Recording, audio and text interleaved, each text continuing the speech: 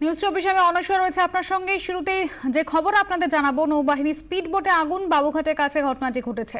খবর পেয়ে ঘটনাস্থলে যায় দমকলের দুটি ইঞ্জিন, যার মধ্যে একটি সেনাবাহিনীর। ঘটনার পরপরই নৌবাহিনীর তরফে বিবৃতি দিয়ে জানানো হয়েছে যে দুর্ঘটনাগ্রস্ত স্পিড বোটটি তারা ভাড়া নিয়েছিল। আগুন লাগার সময় বোটে নৌবাহিনীর কোনো কর্মী ছিলেন না। সকালে সার্ভিসিং এর কাজ করছিলেন ঠিকাদার সংস্থা দুজন কর্মী। সে সময় আগুন লাগে। ইতিমধ্যে দুজন জখম হয়েছেন বলে খবর রয়েছে। আমাদের প্রতিনিধি ঋত্বিক মণ্ডল এই মুহূর্তে আমার সঙ্গে টেলিফোন লাইনে রয়েছে।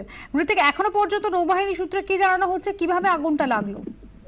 দেখা যেটা জানাবো যে এই মুহূর্তে যে ঘটনা ঘটে ঠিক 7:30টার সময় আগুন লেগেছে এবং তারপরে যেটা জানা যাচ্ছে যে এটি নেভি ব্যবহার করতে, অর্থাৎ নৌবাহিনী ব্যবহার করতো নেভির একটি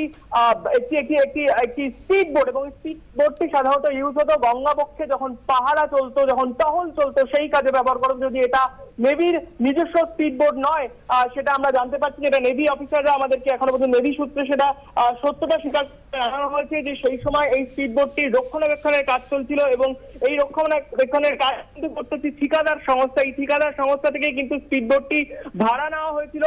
সেই সময় নেভাল অফিসাররা এই বোটে চড়তেন যখন তারা টহলরত অবস্থায় থাকতেন, ডিউটিতে থাকতেন। এই সময় তারা এই স্পিড বোটে চড়তেন এবং টহল দিতেন। তো আমরা যেটা জানতে পারছি যে এই ঠিকাদারি সংস্থার দুজন কর্মী সেই সময় স্পিড বোটটি রিপেয়ারিং এর কাজ করছিলেন, মেইনটেনেন্স এর কাজ করছিলেন। সেই সময় আচমকা আগুন ধরে যায়। যখন স্পিড বোটটি স্টার্ট করা হয়, প্রত্যক্ষদর্শীরা জানিয়েছেন তাদেরকে অত্যন্ত গুরুতর আহত অবস্থায় স্থানীয় একটি হাসপাতালে ভর্তি করা হয়েছে। তাদের পরিচয় এখনো জানা যায়নি। তবে তারপরেই কিন্তু তৎপর পুলিশ এবং প্রথমে ফায়ার ফোন পায়, অর্থাৎ কলকাতা ফায়ার স্টেশনে ফোন যায়। সেখান থেকে দুটি দমকল গাড়ি এসে পরে ডিফেন্স মিনিস্ট্রির একটি গাড়ি এসেছে, একটি ফায়ার টেন্ডার, এবং একাধিক অফিসার, নৌবাহিনীর অফিসাররা তারা চলে আসেন। এবং সেই সঙ্গে কিন্তু আমরা দেখতে পাই অত্যন্ত তৎপরতা কার্যত প্রিন্সেপ ঘাট লাগোয়া এলাকায়, এবং সংবাদ মাধ্যমকে বাধা দেওয়া হয়, তারা যেতে না যায়। তারা যেহেতু বলছেন যে এটা নিঃসন্দেহে একটা হাই সিকিউরিটি ম্যাটার, ডিফেন্সের ঘটনা, ফলে সেই কারণেই কিন্তু তারা সেই কারণে কিন্তু আমাদেরকে বাধা দেন। এবং তারপরে শেষ পর্যন্ত আমরা যেটা দেখতে পাই যে অন্তত আধ ঘন্টার বাধা দেন, এবং তারপরে শেষ পর্যন্ত আমরা যেটা দেখতে পাই যে অন্তত আধ ঘন্টার চেষ্টায় এই আগুন গঙ্গাবক্ষে যখন নৌবাহিনীর এই আগুন নিয়ন্ত্রণের সম্ভব হয়। ঋত্বিক, তুমি আমাদের সঙ্গে থাকো। এই মুহূর্তে কমলিকা সেনগুপ্ত আমাদের অপর প্রতিনিধি রয়েছেন আমার সঙ্গে টেলিফোন লাইনে। কমলিকা, মেইনটেনেন্সের কাজ চলছিল, সেই সময় আগুন লাগলো।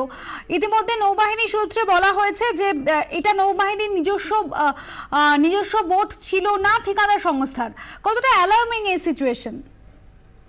দেখো, সেটা অবশ্যই প্রেজেন্ট সিচুয়েশন সেই অনুযায়ী এটা অ্যালার্মিং বটে। তবে এইটা যেটা নৌবাহিনীর তরফ থেকে বলা হচ্ছে সেটা হচ্ছে দুটো বোট অ্যানুয়াল কন্ট্রাক্টে রাখা হয়, এবং ডিউক অফশোর মুম্বাইয়ের একটি কোম্পানি, যা defence expert, first interceptor boat. এটা যে বোটটার মধ্যে, যে নৌকোর মধ্যে আগুন ধরেছে সেটা হচ্ছে ফার্স্ট ইন্টারসেপ্টর নেভির বোট, যেটা পেট্রোলিং করে, মানে যেটা একেবারেই নজর রাখে। দুটো বোট রয়েছে, কিন্তু এই দুটো বোটই কিন্তু এই সংস্থাকে ঠিকা দেওয়া আছে, এবং সেখান থেকে তারা যেটা ইতিমধ্যেই কিন্তু একটা তদন্তের নির্দেশ দেওয়া হয়েছে। এই দুটো বোটের মধ্যে যেটা তারা প্রাথমিকভাবে উঠে আসছে সেটা হচ্ছে যে একটা শর্ট সার্কিট হয়েছে, এবং সেই শর্ট সার্কিট থেকেই এই আগুন লেগেছে। কিন্তু যেহেতু এটা প্রতিরক্ষার বিষয়, যেহেতু এই বোটটার দায়িত্ব পেট্রোলিং করার, তাই অবশ্যই উদ্বিগ্ন ইস্টার্ন কমান্ডো, এবং তার জন্য তদন্তের নির্দেশ দেওয়া হয়েছে, এনকোয়ারির নির্দেশ দেওয়া হয়েছে। কিন্তু এই যে বোটটা, এই বোটের মধ্যে ভারতীয় নৌসেনার কেউ ছিল না যখন এই ঘটনা ঘটে, এবং এটা পেট্রোলিং এ যাওয়ার ছিল, অর্থাৎ এটা রেডি হচ্ছিল যাতে পরের ফেজের যে পেট্রোলিং, সেই পেট্রোলিং এ যাওয়া হয়।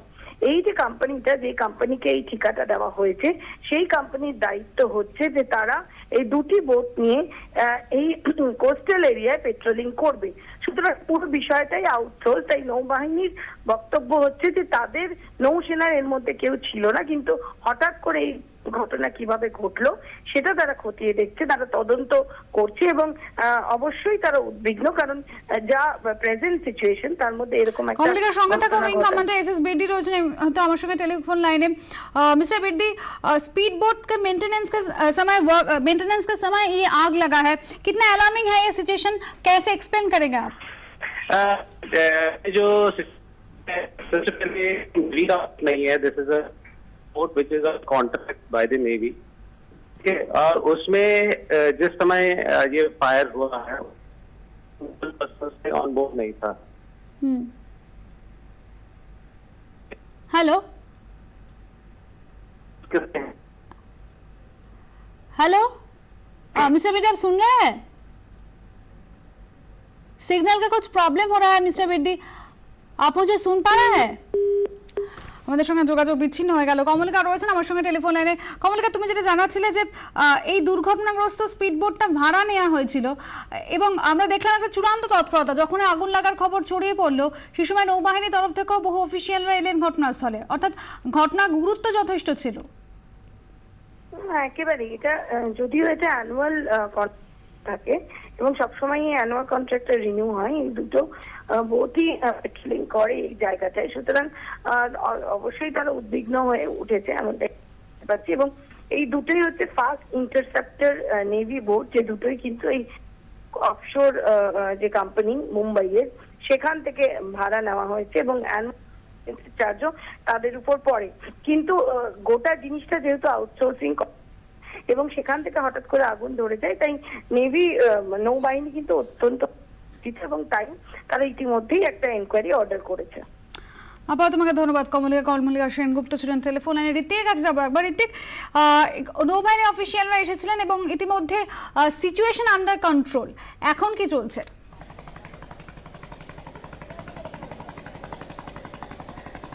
দেখো, আমরা কিন্তু এই মুহূর্তে সেই নৌবাহিনীর যে ব্যবহৃত যে স্পিড বোটটিতে আজকে সকালে দুর্ঘটনা ঘটে, আগুন লাগে, শত বাধা সত্ত্বেও আমরা সেখানে পৌঁছে গিয়েছি। আমি আমার ক্যামেরা পার্সনকে অনুরোধ করব, তার ঠিক কিছুটা দূরে আমরা রয়েছে, যদিও একেবারে কাছে যাওয়ার অনুমতি আমরা এখনো পাইনি। সেই অগ্নিকাণ্ডে কার্যত ভস্মীভূত এই স্পিড বোটটির ছবি এই মুহূর্তে টেলিভিশনে সরাসরি সম্প্রচার করা হচ্ছে, সরাসরি লাইভ দেখতে পাচ্ছ। কার্যত ভস্মীভূত হয়ে গেছে, যেটা জানা যাচ্ছে যে নৌবাহিনী, যেমন করে আমাদের প্রতিনিধি কমলিকাও জানাচ্ছিল যে এই স্পিড বোটটি নৌবাহিনী ব্যবহার করত গঙ্গাবক্ষে টহল দেওয়ার সময়, এবং যে মুহূর্তে এই বোটটিতে আগুন লেগে যায় তখন নৌবাহিনীর কোনো আধিকারিক বা কর্মী বা অফিসার ছিলেন না। সেই সময় কিন্তু দুজন মেইনটেনেন্সের কর্মী, অর্থাৎ যে ঠিকাদারি সংস্থাকে দিয়ে এই বোটটি ভাড়া নেওয়া হতো এবং তার মেইনটেনেন্সও করতো সেই সংস্থা, তারাই কিন্তু সেই সময় মেইনটেনেন্স করছিলেন। সেই সময় রক্ষণাবেক্ষণ কাজ চলার সময় আচমকা আগুন লেগে যায় এবং তারপরেই সেখান থেকে কার্যত দাউ দাউ করে আগুন জ্বলতে থাকে। দুজনকে অত্যন্ত গুরুতর আহত অবস্থায় উদ্ধার করে হাসপাতালে ভর্তি করা হয়েছে। যেটা জানতে পারছি যে এই ঘটনায় এই মুহূর্তে এটা নিছকই দুর্ঘটনার বলে জানাচ্ছে নৌবাহিনীর আধিকারিকরা। নৌসেনার তরফে স্পষ্ট করে দেওয়া হয়েছে তাদের অবস্থা অত্যন্ত সঙ্গীন বলে আমরা জানতে পারছি। তবে ঘটনাকে নিয়ে চূড়ান্ত নিরাপত্তা ডিফেন্স এবং মিনিস্ট্রি তারা নিয়ন্ত্রণ করছে, তারা বজায় রাখছে, কারণ তারা মনে করছে এর পেছনে অন্য তদন্তেরও প্রয়োজন রয়েছে, যে কারণেই কিন্তু সংবাদ মাধ্যমকে কার্যত ঘেঁষে দেওয়া হচ্ছে না। তবে অনুষ্কা, যেটা জানিয়ে রাখি, এই মুহূর্তে আগুন সম্পূর্ণ নিয়ন্ত্রণে, দুজন আহত হয়েছেন, আর এই মুহূর্তে সেনা আধিকারিকরা, নৌসেনা আধিকারিকরা তারা রয়েছেন এবং গোটা ঘটনার প্রাথমিক তদন্তের প্রক্রিয়া এগিয়ে নিয়ে যাচ্ছেন। ধন্যবাদ ঋত্বিক।